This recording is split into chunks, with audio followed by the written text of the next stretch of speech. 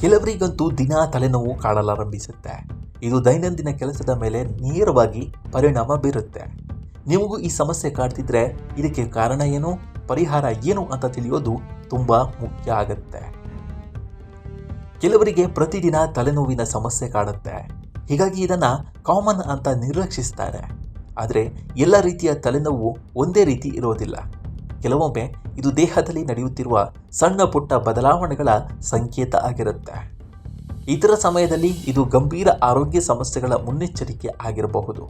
ಹೀಗಾಗಿ ಪದೇ ಪದೇ ತಲೆನೋವು ಬರೋದರ ಹಿಂದಿರುವ ಕಾರಣವೇನು ಅಂತ ಗುರುತಿಸೋದು ಬಹಳ ಮುಖ್ಯ. ತಲೆನೋವಿಗೆ ಪ್ರಮುಖ ಕಾರಣಗಳಲ್ಲಿ ದೇಹಕ್ಕೆ ಸಾಕಷ್ಟು ನೀರು ಸಿಗದಿರುವುದು ಸಹ ಒಂದಾಗಿದೆ.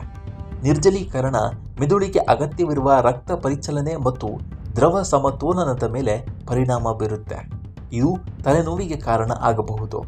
ಅಲ್ಲದೆ ತಡವಾಗಿ ತಿನ್ನುವುದು, ದೀರ್ಘಕಾಲ ಖಾಲಿ ಹೊಟ್ಟೆಯಲ್ಲಿ ಕುಳಿತಿರುವುದು, ರಕ್ತದಲ್ಲಿನ ಗ್ಲೂಕೋಸ್ ಮಟ್ಟ ಕಡಿಮೆ ಆಗುವುದು ತಲೆಭಾರ ಮತ್ತು ತಲೆನೋವಿನಂತಹ ಸಮಸ್ಯೆಗಳನ್ನು ಉಂಟು ಮಾಡಬಹುದು.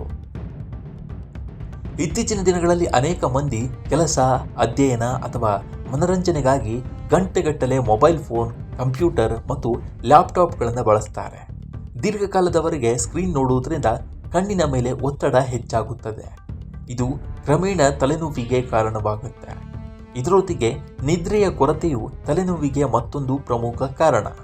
ಮೆದುಳು ಮತ್ತು ದೇಹಕ್ಕೆ ಸಾಕಷ್ಟು ವಿಶ್ರಾಂತಿ ಸಿಗದಿದ್ದರೆ ಮರುದಿನ ತಲೆನೋವು ಬರುವ ಸಾಧ್ಯತೆ ಇದೆ ಅಂತ ಹೇಳಲಾಗುತ್ತೆ. ಮಾನಸಿಕ ಒತ್ತಡ ಮತ್ತು ಆತಂಕ ಕೂಡ ತಲೆನೋವನ್ನು ಹೆಚ್ಚಿಸುವ ಅಂಶಗಳಾಗಿವೆ.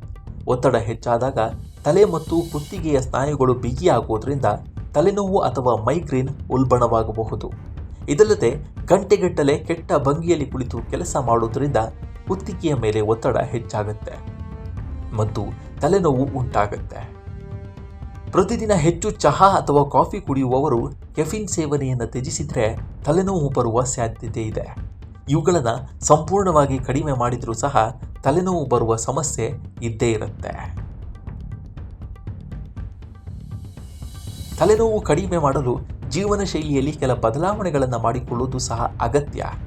ದಿನವಿಡೀ ಹೆಚ್ಚು ನೀರು ಕುಡಿಯುವುದು, ಸಮಯಕ್ಕೆ ಸರಿಯಾಗಿ ಊಟ ಮಾಡುವುದು, ಮೊಬೈಲ್ ಸ್ಕ್ರೀನ್ ನೋಡುವುದನ್ನು ಕಡಿಮೆ ಮಾಡುವುದು, ನಿಯಮಿತವಾಗಿ ವ್ಯಾಯಾಮ ಮಾಡುವುದು ಮತ್ತು ಯೋಗ ಅಥವಾ ಧ್ಯಾನವನ್ನು ಅಭ್ಯಾಸ ಮಾಡುವುದು ಮುಂತಾದ ಕ್ರಮಗಳು ತಲೆನೋವನ್ನು ತಡೆಗಟ್ಟಲು ಸಹಾಯಕವಾಗಿದೆ.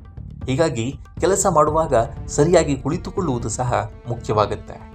ಆದರೆ ತಲೆನೋವು ಪದೇ ಪದೇ ಬರ್ತಾಯಿತು, ದಿನದ ಕೆಲಸಗಳನ್ನು ಮಾಡಲು ಸಾಧ್ಯವಾಗದಿದ್ದರೆ, ಔಷಧಿಗಳನ್ನು ತೆಗೆದುಕೊಂಡರೂ ತಲೆನೋವು ಕಡಿಮೆ ಆಗದಿದ್ದರೆ, ಅಥವಾ ವಾಂತಿ, ದೃಷ್ಟಿಮಂದವಾಗುವುದು, ತೋಳುಗಳು ಅಥವಾ ಕಾಲುಗಳಲ್ಲಿ ದೌರ್ಬಲ್ಯದಂತಹ ಇತರ ಲಕ್ಷಣಗಳು ಕಂಡು ಬಂದರೆ ಅದನ್ನು ನಿರ್ಲಕ್ಷ್ಯ ಮಾಡಬಾರದು.